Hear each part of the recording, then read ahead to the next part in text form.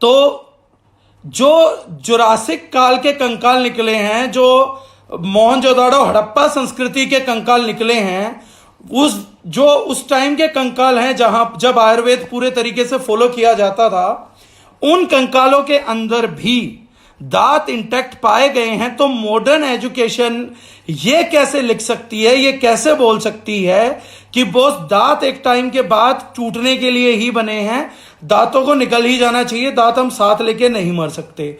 ये कैसे संभावना है? मतलब जब हम लोग पढ़े लिखे लोग उन चीजों से लेते हैं, कार्बन डेटिंग करते हैं, ये सब करते हैं, तो जब उन कंकालों में भी दांत हैं, तो मॉडर्न एजुकेशन में, मॉडर्न वर्ल्ड में कैसे चेंज हो जाएगा?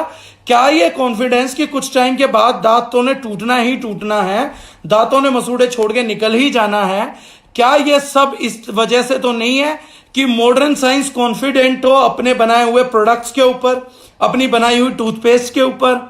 या ये कॉन्फिडेंस उन लोगों को खाली एक प्रोडक्ट पे ना हो जो उन्होंने बनाया है, दो प्रोडक्ट के ऊपर हो कि एक तो हमारा प्रोडक्ट मदद करेगा डेंटिस्ट का बिजनेस चलाने के लिए, एक ये प्रोडक्ट जो हमारी मॉडर्न एजुकेशन के प्रोडक्ट हैं, जो अपने आप को ग्रेजुएट डिक्लेयर करके और सारा टीवी के ज्ञान से अपनी प्रोडक्ट की बाइंग करते हैं, इस प्रोडक्ट पे भी उन्हें इक्विवेलेंटली भरोसा हो कि इनके दिमाग में कोई आदमी कितने भी लॉजिक फिट करना चाहे तो टीवी पे आके इतने लॉजिक देने का किसी को टाइम नहीं होगा, दूसरा कोई मीडियम नहीं होगा कि आदमियों को एजुकेट कर सके। तो वो कभी से कॉन्फिडेंट थे इस चीज के ऊपर कि हम बोलेंगे दांतों ने टूटना, क्योंकि जो ट्रेंड चल रहा है, जिस माइंडसेट से जो खाना पीना चल रहा है, जिस रेट पे हमने आयुर्वेद को छोड़ दिया, तो कहीं उन लोगों ने सच में ये कॉन्फिडेंट तो नहीं हो गए थे कि आयुर्वेद तो हमने इनसे छुड़वा दिया है, मॉडर्न साइंस का जो प्रोडक्ट हमने अपने अपना दिया और जो इनके दिमाग के ढक्कन हमने बंद करे हैं, ये कोई खोल ही नहीं पाएगा और ये सदियों तक हमारा चलता रहेगा कि हाँ हम बोल देंगे दांतों ने गिरना ही गिरना है, और ये मानेंगे कि ये तो प्राकृतिक स्वभाव है कि दांतों को तो गिरना ही होता है, एक उम्र के बाद दांतों को तो डैमेज होना ही है। इस चीज का कभी ये तो नहीं है कि वो कॉन्फिडेंट थे, वरना इतना बड़ा दावा वो कैसे कर सकते हैं जब हम ह्यूमन बींग्स को पता है कि कंकालों में दांत निकले हैं, हमारे मम्मीज में दांत निकलते हैं, हमारे बाकी जगह पे दांत निकलते हैं, डायनासोरों के दांत निकल रहे हैं, जानवरों के दांत पूरी जिंदगी उनके साथ रहते हैं, टूटते नहीं हैं। तो ये दावा कहीं ना कहीं उन्हें शायद अपने दोनों प्रोडक्ट पे भरोसा था, इसी वजह से उन्होंने बड़े कॉन्फिडेंटली ये बात कही कि हमारा ये झूठ कभी पकड़ में नहीं आएगा, क्योंकि कुछ इंसान ये बात समझ पाने में नाकामयाब रहेंगे। अब ये रेलेवेंस था साहब, ये था जो मैंने कहा फ्लैशबैक में कि आयुर्वेदिक काल में जब तक लोगों ने आयुर्वेद की मानी है, या जो लोग नेचर के करीब रहे हैं, या जो लोग रोज दांतों पे ब्रश नहीं करते हैं, वो जानवरों में भी इतनी सारी चीजें, इतने सारे जो एंगल हम लोग क्लोजली वॉच करेंगे, वो सारे के सारे एंगल अगर हम देख लें, समझ लें, तो हमें ये चीज समझ में आ जाएगी कि हम लोगों के साथ खिलवाड़ हुआ है, हम लोगों के साथ गलती हुई है। प्रकृति दांतों को पूरी जिंदगी रखने के फेवर में है, ये कुछ और है जो दांतों को पूरी जिंदगी रखने के फेवर में नहीं है। तो आयुर्वेद को जिन्होंने अपनाया उनको ये चीजें मिली हैं। अब दांतों को के बारे में कुछ बातें हम जानते हैं, दांतों के बारे में कुछ बातें हम और समझते हैं, डेंटल प्रॉब्लम्स के बारे में भी हम समझेंगे कि मुझे दांत रखना है तो मुझे क्या क्या चीजें चाहिए और उनके इलाज क्या क्या हैं। बेसिकली अब हम आते हैं अपने दांतों की एजुकेशन के ऊपर कि हाउ कैन वी डू, और आयुर्वेदिक प्रिंसिपल हमें कैसे कैसे मदद करते हैं। आयुर्वेदिक प्रिंसिपल हमें कैसे कैसे मदद करते हैं, दांतों की समस्याएं क्या हैं, समस्याएं आती कहां से। दांत हमारे बने होते हैं मेजरली दो मिनरल से, those are calcium and phosphorus. Calcium phosphate के मिनरल से कॉम्बिनेशन से हमारे दांतों का जन्म हुआ है। ये जो आउटर एनामेल है, इसके अंदर एक सॉफ्ट होता है, उसके नीचे नर्व्स छुपी रहती हैं, और साथ में गम्स होते हैं जो इनको होल्ड करके रखते हैं, टिश्यूज होते हैं। अब हमारे दांतों को अगर हमें लंबे टाइम बचा के रखना है तो हमारे को 4-5 प्रॉब्लम से अपने आप को बचा के रखना है। पहली प्रॉब्लम तो है कि गम्स में, टिश्यूज में स्वेलिंग ना आए, इनमें बैक्टीरिया पैदा ना हो जाए। अगर ये फूल गए, इनमें स्वेलिंग आ गई, तो यहां पे बैक्टीरिया पैदा हो जाएगा और खून निकलने लग जाएगा, जिसको हम बोलते हैं, जिस डिजीज को हम बोलते हैं पायरिया, जो सबसे कॉमन डिजीज है। मतलब टूथपेस्ट आप करते रहिए, दिन में 3 बार भी करना चालू कर दीजिए तो भी पायरिया रहेगा। ब्रश जब भी जाएगी तो मसूड़ों से खून निकलेगा, और 90% लोग अपने जो हैं, 70-80% लोग ऐसे हैं जो जब ब्रश करते हैं तो खून निकलता ही निकलता है, आता ही आता है। इस बीमारी को हम बोलते हैं पायरिया। दूसरी एक बीमारी होती है जो होती है हमारी कैविटी। ये जब हम ओरल हाइजीन नहीं मेंटेन करते हैं, हम कुछ खाना खा के कुल्ला नहीं करते हैं, खाना पड़ा रहता है, तो उस पर बैक्टीरिया जो है वो डेवलप होने लगता है, जो हमारे मसूड़ों को खराब कर देता है, स्वेलिंग पैदा करता है और वहां पे बैक्टीरिया लेके आता है। अगली होती है दांतों में छेद हो जाना, कीड़े लग जाना, कैविटी बनना। ये कैविटी क्या होती है? हमारे दांतों में मिनरल्स जो हैं उसकी डिप्लीशन, आउटर लेयर का, आउटर एनामेल का ब्रेक हो जाना। आउटर एनामेल हम लोगों का कैसे ब्रेक होगा? आउटर एनामेल कैसे होगा कि एसिडिक चीजें बनेंगी जब हम कार्बोहाइड्रेट खाते हैं या स्पेशली हम चीनी खाते हैं, तो जब बैक्टीरिया आके उसको फीड करेगा और उसे ब्रेक करेगा तो उसका बाय प्रोडक्शन निकलता है एसिड। एसिड निकलेगा तो एसिड को हमारी बॉडी को हर लेवल पे न्यूट्रलाइज करना होता है। तो न्यूट्रलाइज करने के लिए जो चीजें यूज होती है वो होती है बेस, यानी कि मिनरल्स, यानी कि सॉल्ट्स। तो वो सॉल्ट्स हैं कैल्शियम और फॉस्फोरस। बड़ा साइंटिफिकली हमारी बॉडी को डिजाइन किया गया है, तभी साइंस उसको पढ़ पा रही है। साइंटिफिकली है तभी तो साइंस उस पर रिसर्च कर पा रही है। कोई साइंस है, साइंस मतलब प्रोसेस है, प्रोसीजर है, एक ट्रेंड है जो हमेशा फॉलो होता है। हमारे स्लाइवा में भी कैल्शियम और फॉस्फोरस मौजूद होता है। तो जब हमारे दो दांतों के बीच में खाना फंसा रह जाएगा या मेरे दांतों के ऊपर खाना चिपका रह जाएगा, तो बैक्टीरिया उसको तोड़ेगा। जब वो ब्रेक करेगा तो एसिड प्रोड्यूस होगा। उस एसिड को न्यूट्रलाइज करने के लिए जो हमारे मुंह में स्लाइवा होता है, ये वहां पर आके अपना कैल्शियम और फास्फोरस देता है, जिससे वो न्यूट्रलाइजेशन की पॉसिबिलिटी होती है। लेकिन जब स्लाइवा कम लगता है तो ऐसी हालत में हमारे दांतों से कैल्शियम और फास्फोरस निकल जाता है उस एसिड को न्यूट्रलाइज करने के चक्कर में। जब थोड़ा थोड़ा निकलता है, थोड़ा थोड़ा घिसता है, तो थोड़े दिनों बाद हमारे को वहां पे छेद दिखने लगते हैं, ब्लैक दिखने लगता है और ब्लैक धीरे धीरे खुलने लगता है, जिसको हम बोलते हैं कि दांत खाली हो गया। उस दांत में से नीचे सॉफ्ट एनामेल निकल जाएगा, नर्व्स बाहर आ जाएंगी, जहां पर फिर कुछ भी जाएगा तो हमारे को सेंसिटिविटी होने लगेगी और हम बोलेंगे कि हम सेंसिटिव फील कर रहे हैं, हमारे को सेंसिटिविटी हो रही है। ये बेसिकली सेंसिटिविटी की सेंस होती है। या मसूड़े हट जाएंगे तो मसूड़ों के बीच में से नर्व्स दिखने लग जाएंगी, वहां पे हमारे को सेंसिटिविटी फील होती है। ये सब चीजें हैं जो हमारी मेजरली प्रॉब्लम है। सेंसिटिविटी है, कैविटी है और हमारे मुंह में पायरिया है। ये मेजर 3-4 प्रॉब्लम्स है जो मेजरली तौर पे हम लोग महसूस करते हैं, एड्रेस करते हैं। अब इनका इलाज क्या है? सबसे पहले मैंने कहा कि हमें फंडामेंटल्स पकड़ने पड़ेंगे, हमें बेसिक्स पकड़ने पड़ेंगे, बेसिक्स को तय करना पड़ेगा। बेसिक्स को तय करने के लिए क्या किया गया? बेसिक्स को तय करने के लिए बताया गया कि मुंह को बंद कर लो और खाना चबाना चालू करिए और उस खाने को ज्यादा से ज्यादा चबाइए, इतना चबाइए कि वो लिक्विड बन जाए। उससे होगा क्या? फर्स्ट बेनिफिट जो है, लोग समझते हैं कि आंतों को कम काम करना पड़ेगा, डाइजेशन बेटर हो जाएगा। ये तो बाद की बात है बॉस। पहला फायदा हम लोगों को दांतों में ही मिलेगा। वो दांतों में हम लोगों को फायदा क्या मिलेगा कि जब चीज लिक्विड हो जाएगी और हम उसको बहुत ज्यादा चू करेंगे तो एक साथ 2 प्रोसेसेस होना स्टार्ट होंगे कि वो इतना लिक्विड हो जाएगा कि दांतों के बीच में फंस ही नहीं पाएगा। इसलिए ये बहुत क्रूशियल फैक्टर है। दूसरी बात, जब हम मुंह बंद करके खाना चबाएंगे, जब हम इस प्रोसेस को करते हैं और मुंह खुला करके नहीं खाते हैं, तो हमारे को वो जो बन रहा है, जो हम चू कर रहे हैं, उसको निगलना भी है। वो गले के नीचे जाना चाहिए। नीचे जाने के लिए उसे चाहिए होता है एयर का प्रेशर और लिक्विड। अब अगर मैं उसको लिक्विड नहीं बना पाऊंगा तो बड़ा पीस को मैं सटक ही नहीं पाऊंगा, क्योंकि अगर मुझे कुछ ग्लास करना तो मुझे सांस खींचनी पड़ेगी या मुझे पानी पीना पड़ेगा, या तो मैं पानी के साथ चीज को निकल सकता हूं या सांस को खींच के निकल सकता हूं। बट अगर मैं अपना मुंह बंद कर लूं और मैं फिर खाने को च्यू करूं, दैट मीन्स ना तो मुझे एयर मिल पाएगी ना मुझे वाटर मिल पाएगा। तो जो च्यूइंग होगी उसको मैं लिक्विड स्टेट में लेके जाऊंगा, स्लाइवा ज्यादा आएगा, तो जो एसिड रिलीज है उसके लिए मेरे पास प्रॉपर स्लाइवा होगा कि वो वहीं न्यूट्रलाइज हो जाए और उसके बाद मैं उसको निगलूंगा। तो ये प्रोसेस अपने आप में मेरे दांतों का 70 to 80% प्रोटेक्शन कर देता है, क्योंकि इसके बाद बैक्टीरिया पैदा ही नहीं होगा जिसकी वजह से मसूड़े गले या मेरे दांतों की कैविटीज हों। ये 70% प्रॉब्लम सिर्फ एक छोटी सी चीज से सॉर्ट आउट हो सकता है, वो है च्यूइंग से। तो ना बैक्टीरिया होगा, ना मसूड़ों में स्वेलिंग होगी, ना प्लाक डिपॉजिट होगा, ना बाद में हमारे मसूड़ों में डैमेज होगा, और च्यू कर करके पतला कर करके हम उसको खाने को खाएंगे तो हमारा डाइजेशन भी प्रॉपर हो जाएगा। So this one simple principal told by Ayurveda, conceived by me and told to you, is very fantastic principle for maintaining oral hygiene। ये बहुत बहुत ज्यादा अच्छा प्रिंसिपल है। ये हो गई पहली चीज। अब इस प्रिंसिपल्स को जो लोग फॉलो नहीं करते, इसके बाद उन्होंने बोला, हमारे आयुर्वेद ने बोला कि 16 बार कुल्ला करिए। 16 बार कुल्ला हम लोग कैसे करते हैं? फेंक देते हैं।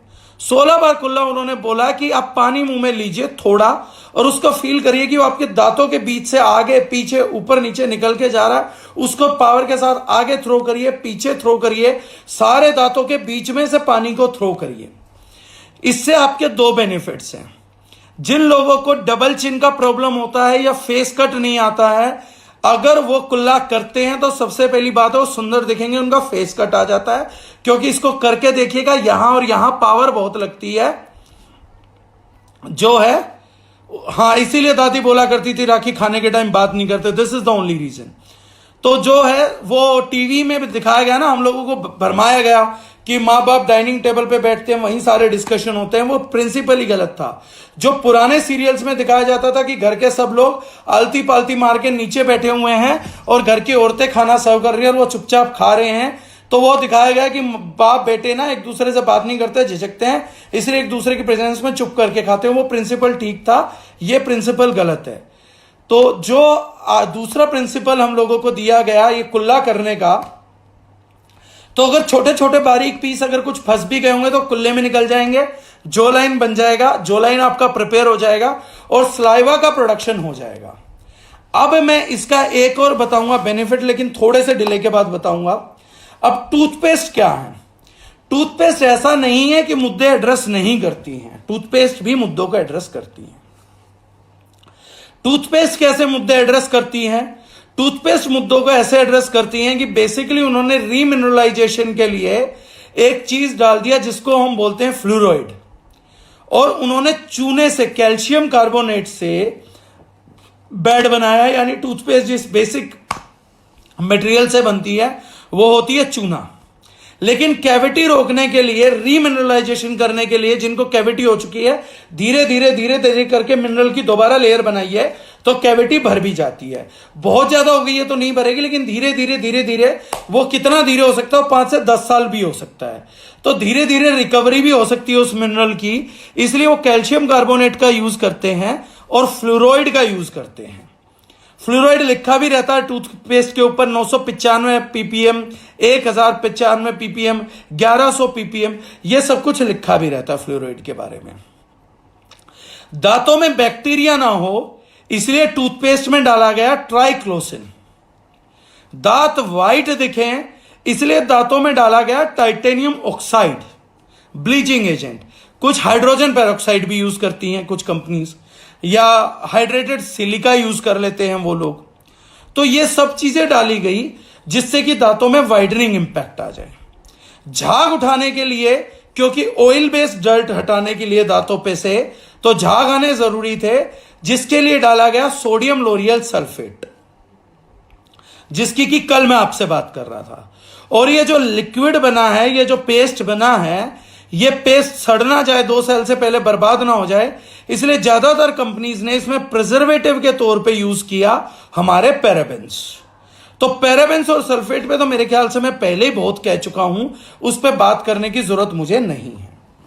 अब कुछ कंपनीज जो हैं वो बात करती हैं कि सल्फेट वगैरह जो हैं वो तो पीपीएम होता है सर, पार्टिकल पर मिलियंस, जो वो हैं टूथब्रश करते हैं, तो वो लोग बोलते हैं तो हम निकलने के लिए थोड़ी ना बोलते, हम तो बोल ही रहे हैं, हमारी टूथपेस्ट पे लिखा भी हुआ है कि अगर निकल लिया तो ये जहर है और ये मटर के दाने जितना यूज करना चाहिए, क्योंकि इसके साइड इफेक्ट बहुत आते हैं। तो पहले से मानने कि हमारे टूथपेस्ट के साइड इफेक्ट हैं, लार्ज क्वांटिटीज में साइड इफेक्ट हैं, और निकल लिया तो बोलते हैं इमीडिएटली पॉइजन कंट्रोल सेंटर को आप कांटेक्ट करिए, क्योंकि ये बड़े सारे डेंजरस सब्सटेंसेस से बनाया गया है। अब ट्राइक्लोसिन जो है, मैं पहले बात करता हूं ओरल हाइजीन की, बैक्टीरिया से बचाव की, तो वो ट्राइक्लोसिन जो है, जो बनाया गया है, वो ट्राइक्लोसिन जो है, ट्राइक्लोसिन उसका काम है, वो एंटीबैक्टीरियल है, लेकिन वो एक पेस्टिसाइड है, वो डिक्लेयर्ड पेस्टिसाइड है। और अगर आज आप रिसर्च करेंगे, थोड़ा सा अपनी एजुकेशन को हम यूज करेंगे, तो यूएस के अंदर जो हाथ धोने के एंटीबैक्टीरियल साबुन है, उनमें भी ट्राइक्लोसिन बैन कर दिया गया है कि इट्स डेडली, इट्स डेंजरस, आप यूज नहीं करेंगे हाथ धोने के साबुन में। यानी स्किन से भी इसकी पेनिट्रेशन डेंजरस है। स्किन से पेनिट्रेशन डेंजरस है तो कई कंपनीज बोलती हैं कि भैया ट्राइक्लोसिन बेस्ड टूथपेस्ट हम यूज कर रहे हैं, एंटीबैक्टीरियल हम यूज कर रहे हैं, तो ये दांत में हम निगलेंगे तो नहीं निगलिएगा। तो मैंने कल भी कहा था, कोबरा का जहर निकलने के बाद एक बार बच सकता है, लेकिन जो चीज डायरेक्टली ब्लड स्ट्रीम में जाएगी वहां नहीं बच सकते।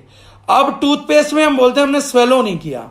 अरे हमने स्वेलो नहीं किया, अगर लगातार हम दांतों में कर रहे हैं तो उस पेस्ट का असर हमारी टंग के नीचे भी जाते हैं, जिस चीज को हम बोलते हैं वहां पे माइन्यूट कैपिलरीज हैं। माइन्यूट कैपिलरीज का क्या एक्शन है कि वो इस चीज को हमारे यहां लेकर जाते हैं और दांतों के अंदर, ब्लड स्ट्रीम के अंदर ले जाके सॉर्ट आउट कर लेते हैं। अब हम पूछेंगे क्या इतना क्विक रैपिड एक्शन आता है? हार्ट अटैक की अगर आपने एक मेडिसिन का नाम सुना होगा, सोर्बिट्रेट, तो डॉक्टर बोलते हैं कि अगर आपको हार्ट अटैक में टाइम खींचना है तो सोर्बिट्रेट को जबान के नीचे रखिएगा, निगलिएगा मत, खाइएगा मत, क्योंकि यहां पर वो कैपिलरीज के थ्रू अंदर जाएगी। सबलिंगुअल स्प्रे बनाए जाते हैं तो आपका एक्शन फास्ट होगा, आपको हार्ट अटैक में टाइम मिल जाएगा। अरे जहां से हम सोर्बिट्रेट जैसी मेडिसिन को इनहेल करते हैं बॉडी में क्विक एक्शन के लिए, वहां से हम सोचिए कि ट्राइक्लोसिन जैसी चीज को इनहेल कर रहे हैं। और अभी खाली ट्राइक्लोसिन नहीं, sulphate, paraben directly blood stream के अंदर। उसके बाद हम यूज कर रहे हैं यहां पे फ्लूरोइड। अब फ्लूरोइड वैसे तो बहुत अच्छा है दांतों के लिए और लगभग हर फूड आइटम में पाया जाता है, और जो है पानी में भी एक मात्रा में फ्लोराइड पाया जाता है, नेचुरल फ्लोराइड। लेकिन जो कंपाउंड फ्लोराइड का लैब में बना के हम टूथपेस्ट में डालते हैं, उसके ऊपर डॉक्टर डीन बर्क, एक पीएचडी डॉक्टर हैं जिन्होंने 34 साल कैंसर पे रिसर्च किया था। 34 साल उस कैंसर पे रिसर्च किए हुए डॉक्टर ने यह बताया कि फ्लोराइड जो है, जो टूथपेस्ट में हम यूज करते हैं, फ्लोराइड का लैब कंपोनेंट कैंसर देने के लिए किसी भी दूसरे एलिमेंट के मुकाबले 10 टाइम्स ज्यादा फास्ट है, सबसे ज्यादा काम करता है। डॉक्टर डीन बर्क का यह स्टेटमेंट गूगल पे पड़ा हुआ, अब में से कोई भी इजिली ढूंढ सकता है। उन्होंने स्टेटमेंट दी थी, fluoride is the most dangerous substance for cancer making thing carcinogen. ना सिर्फ ये घुटनों को खराब करता है, ये फ्लोराइड कंपाउंड, ये हमारे लीवर को खराब करता है, ये थायराइड इंबैलेंस के लिए जिम्मेदार है, ये हार्मोनल इंबैलेंस के लिए जिम्मेदार है, ये केमिकल नपुंसकता के लिए जिम्मेदार है। ये डॉक्टर डेनबर्ग पीएचडी की रिपोर्ट है, आप चेक कर सकते हैं, आराम से ढूंढ सकते हैं। अपनी एजुकेशन का कुछ फायदा हम अपने लिए भी उठा सकते हैं, वो भी हम यहां से डायरेक्टली अपने ब्लड स्ट्रीम में पास करते हैं। उसके बाद मैं बात करता हूं कि कैल्शियम कार्बोनेट, कैल्शियम और फास्फोरस के हमारे बने हुए हैं, लेकिन जैसे मैंने कहा मिनरल में फ्लोराइड ज्यादा काम करता है या कॉम्बिनेशन ऑफ फ्लोराइड ज्यादा काम करता है। अब जब हमारे बुजुर्गों ने बोला कि आप अपने पानी से कुल्ला कर लीजिए, तो पानी से कुल्ला करने का रीजन क्या था? क्योंकि पानी में नेचुरल फ्लोराइड होता था। तो अगर 16 या 17 बार कुल्ला करेंगे तो अगर कुछ दांतों का एसिड की वजह से नुकसान हुआ होगा तो इमीडिएट मिनरलाइजेशन हो जाएगा। इमीडिएट मिनरलाइजेशन यानी कैविटी बनने का कोई चांस ही नहीं होगा। यह आयुर्वेद ने पहले ही बता दिया था, तो समझिए कि वो डीप थे साइंस के अंदर। ऐसा नहीं है कि वो कुछ भी मन से बोल रहे, तो बहुत डीप थे साइंस के अंदर। कितने मुद्दे उन्होंने अलग अलग एड्रेस किए। दूसरी बात क्या है, ज्यादातर लोग रात को गलती करते हैं कि रात को अपने दांतों को साफ करना भूल जाते हैं। सुबह दांत साफ करने से ज्यादा जरूरी रात को दांत साफ करना है, क्योंकि दिन में हम कुछ भी खाते हैं पीते हैं तो फिर भी एक अच्छी मात्रा में सलाइवा बनता है। लेकिन जब हम रात को सो रहे होते हैं और हमारी गर्दन ऐसे ही होती है तो उस टाइम पे सलाइवा हमारे दांतों को प्रोटेक्ट करने की हालत में नहीं होता। वो सलाइवा गले से नीचे जा रहा होता है और हमारे दांतों की प्रोटेक्शन में यूज नहीं हो पाता। तो रात को अगर कोई फूड पार्टिकल दांतों में रह जाता है और उस पर बैक्टीरिया काम करता है तो रात में कैविटीज ज्यादा बनती हैं। इसीलिए ज्यादातर जब जाड़ों में कैविटी का दर्द उठता है तो 90% लोगों को पहली बार रात में ही फील होता है, दिन में कम होता है, रात को फील होता है, क्योंकि सलाइवा की प्रेजेंस नहीं होती और बैक्टीरिया के कारण दांतों का जो वो है आपका हमारा एनिमल है वो तेजी से घट रहा होता है। तो रात को ब्रश करना दिन में ब्रश करने के मुकाबले 100 गुना ज्यादा जरूरी है। रात को ओरल हाइजीन मेंटेन करना, कुल्ले करना बहुत ज्यादा जरूरी है। अब बात आते हैं कि चलिए हुई कुछ बेवकूफियां, दांत खराब हो गए। अब दांत खराब हो गए तो इसको रिकवर कैसे करें? आयुर्वेद ने 3-4 चीजें बोली। आयुर्वेद ने बोला कि दातुन करिए, यानी ब्रश करिए। ब्रश किस चीज की करिए? ब्रश करिए ऑयल कंटेंट के साथ। ऐसा ऑयल कंटेंट जो कि हमारे दांतों को एंटीबैक्टीरियल प्रोटेक्शन दे। पहला उन्होंने एक ही चीज नहीं बोली थी, दातुन। दातुन एक पार्ट था, एक हिस्सा था कि दातुन करिए, ऑयल सेक्रेट होगा, उससे आपके दांतों की इन्फ्लेमेशन खत्म हो जाएगी, बाकी सब चीजें खत्म हो जाएंगी। दूसरी चीज उन्होंने दी ऑयल पुलिंग, जो मैंने बोला कि मुंह में थोड़ा सा ऑयल भर लीजिए, कोकोनट ऑयल या सीसेम ऑयल, जो भी तेल आपको ठीक लगे, और उसको मुंह में ऐसे करके स्वेल करते रहिए। इसको ऑयल पुलिंग बोलते हैं। तो जिन लोगों के मसूड़े नीचे आ चुके हैं, अगर वो लगातार 6 महीने, साल भर, 2 साल इसको प्रैक्टिस करते हैं तो उनके नीचे गए मसूड़े धीरे धीरे धीरे धीरे वापसी आने लगेंगे। इस प्रोसेस को बोला जाता है ऑयल पुलिंग। और अब ये इंडिया की एंशियंट नहीं है, यूएस वगैरह में भी इसको मान चुके हैं। इसी के दम पे उन्होंने लिस्ट्रीन और वो सब बनाया था, माउथ वॉश बोलते हैं। लेकिन वो माउथ वॉश एंटीबैक्टीरियल बनाया, इतना इफेक्टिव नहीं बनाया, जबकि हर ऑयल जो है एंटीबैक्टीरियल प्रॉपर्टी रखता है। तो वो इसी प्रोसेस का सिंपल वर्जन है। उससे दांत भी प्रोटेक्टेड रहेंगे। रात को ऑयल पुलिंग का रिजल्ट बहुत है। तीसरी चीज जो सबसे इफेक्टिव चीज है, जिसको हमने इतने टाइम से भुला दिया, वो है राख, कोयला, या जिसे मैं बोलूं कि कई मेडिसिनल जड़ी बूटियों का कॉम्बिनेशन अलग अलग मिनरल्स के साथ, जिसको बोला जाता है दंत मंजन पाउडर। एक्चुअली में वो दंत मंजन पाउडर ओल्ड फैशन्ड नहीं है। अगर उसे मैं नया अंग्रेजी टर्म्स दूं तो हम उसको बोलते हैं रीमिनरलाइजिंग पाउडर। यानी वो सबसे ज्यादा जरूरी है। अगर कैविटी से कोई बचाएगा तो वो दातुन नहीं बचाएगी, कैविटी से कोई बचाएगा तो ऑयल प्रोटेक्शन नहीं बचाएगा। कैविटी से बचाने के लिए अगर कोई सबसे ज्यादा जरूरी चीज है तो वो है हमारी दंत मंजन, यानी कि रीमिनरलाइजिंग पाउडर। तो उसको उंगली से हमने सब जगह रब किया, रीमिनरलाइज हो गया, कुछ देर छोड़ दिया, क्योंकि झाग नहीं होता, कोई भी डेंजरस सब्सटेंस नहीं होता। अगर उसमें से कुछ निकलेगा तो मेडिसिनल प्रॉपर्टी ही निकलेगी। प्लस उसको मसूड़ों पे मसाज की। मसूड़ों पे मसाज करना ब्रश करने से ज्यादा जरूरी होता है, इसलिए उंगली से मंजन करना ज्यादा जरूरी है, ताकि ब्लड सर्कुलेशन रहे और हमारे मसूड़े लंबे टाइम तक इंटैक्ट बने रहे। वो हम लोगों के लिए बहुत ही ज्यादा जरूरी है, बहुत असेंशियल है। तो उस असेंशियलिटी को देखते हुए मंजन का यूज करना it's one of the foremost good thing जो हर किसी व्यक्ति को करनी चाहिए। जितना अच्छी क्वालिटी का मंजन होगा उतना बढ़िया रिजल्ट देगा। तो रात को मंजन करेंगे तो रीमिनरलाइजेशन दांतों में बहुत अच्छा होगा। तो जिनको कैविटी बन चुकी वो भी 1-2 साल में रिकवर कर जाएंगे। ये सब चीजें थी जो हमारे को दांतों के लिए चाहिए था, जो मुद्दे हमारे को एड्रेस करने थे। इन सब चीजों से कुछ मैंने फंडामेंटल्स आपको दांतों के लिए बता दिए। अब जब हमने टूथपेस्ट का देखा तो कुछ लोगों ने टूथपेस्ट, जो कैल्शियम के टूथपेस्ट थे, वो कैल्शियम कार्बोनेट की एक फितरत होती है कि हाइड्रोक्लोरिक एसिड के साथ रिएक्ट करता है।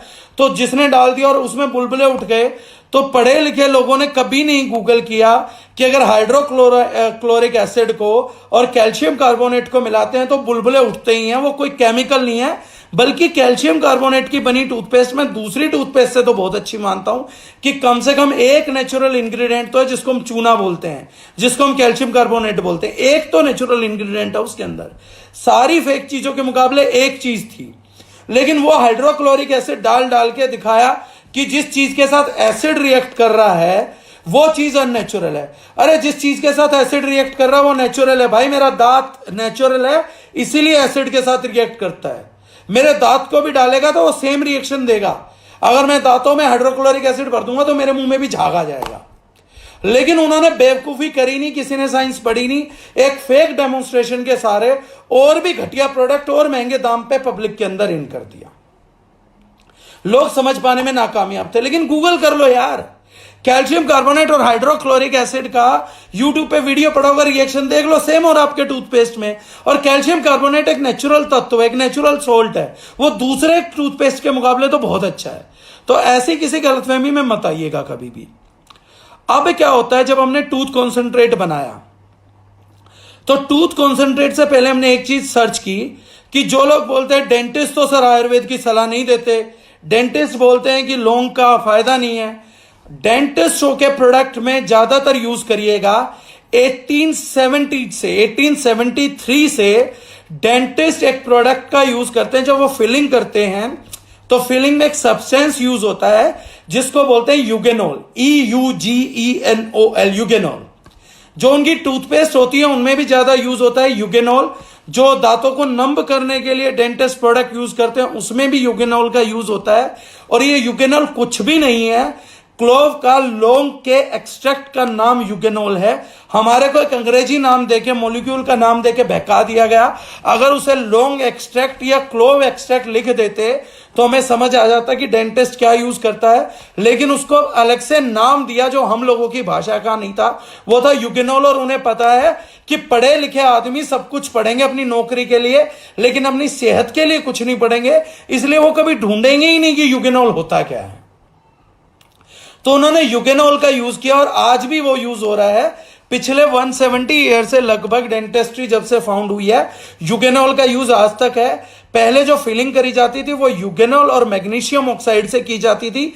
मैग्नीशियम का एक सोल्ट हम यूज करते हैं विच इज सेंधा नमक, मैग्नीशियम सल्फेट।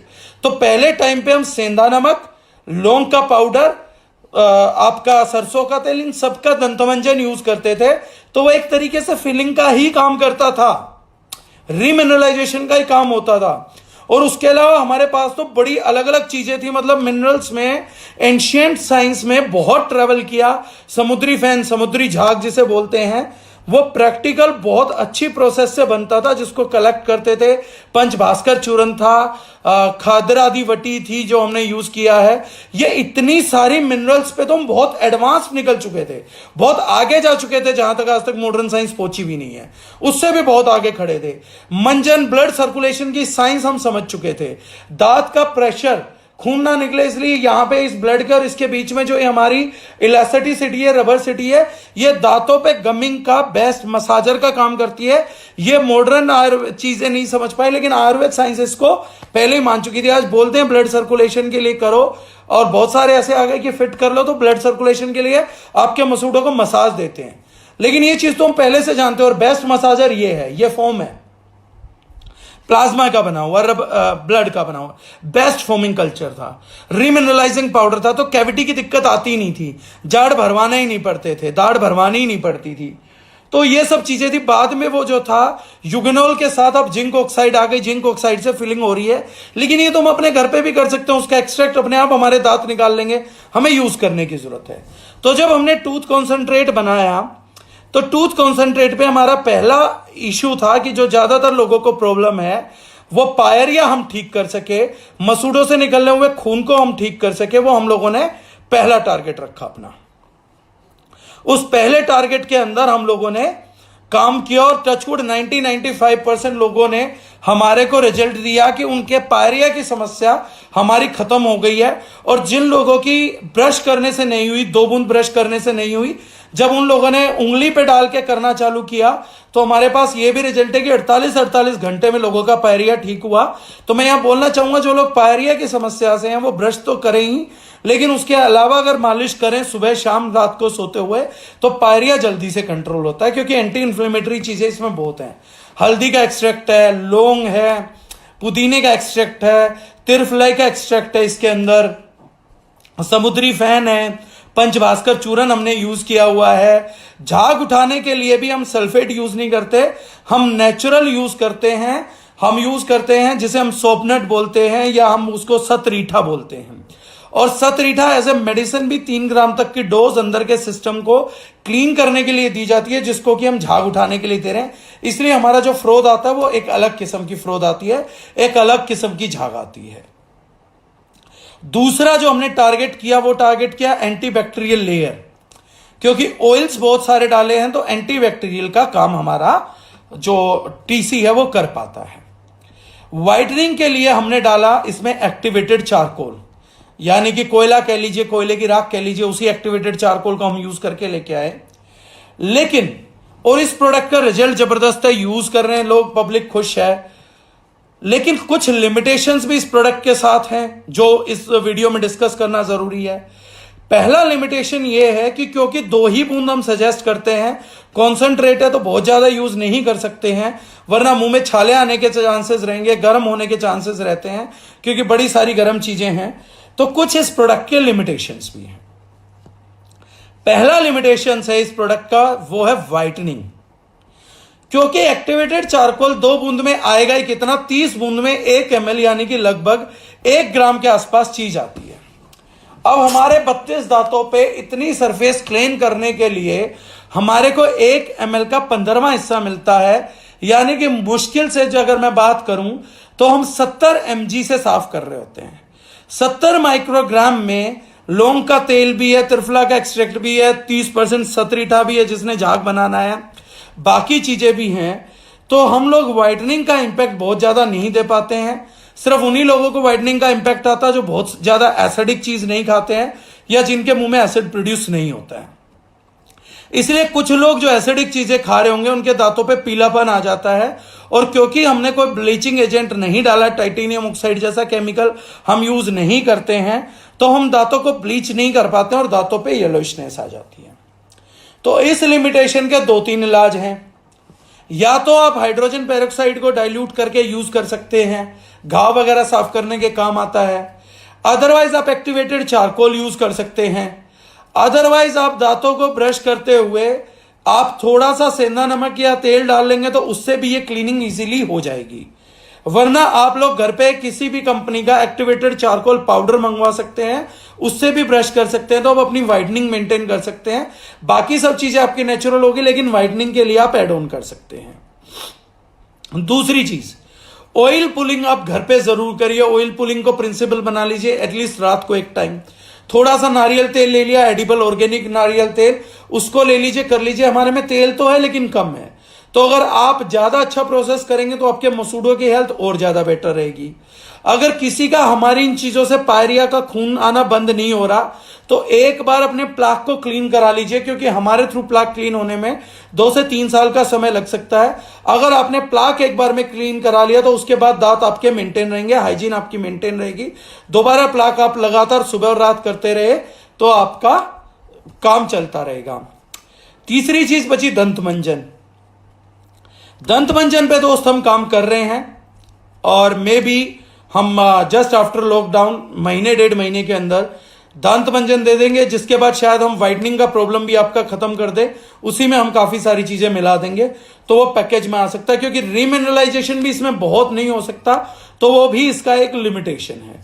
तो अभी हमारा जो टीसी है वो क्या, हमारी दिन भर की ओरल हाइजीन को मेंटेन कर लेता है, एंटीबैक्टीरियल मेंटेन कर लेता है, पायरिया की समस्या से अच्छा लड़ लेता है, कैविटीज को कुछ हद तक प्रोटेक्ट कर सकता है, डिले कर सकता है, लेकिन पूरे प्रोटेक्शन में यूज नहीं होगा। रीजन बीइंग बड़ी क्वांटिटी में हम यूज नहीं कर पाते, बड़ी क्वांटिटी में हम कल मंजन ही यूज कर पाएंगे, या रीमिनरलाइजिंग पाउडर में बोलूं तो उसको यूज कर पाएंगे। तो मैंने जितनी कोशिश थी, मेरे पास जो नॉलेज था वो मैंने शेयर करने का कोशिश किया है, क्योंकि हम सब लोगों के लिए दांत बड़े कीमती हैं।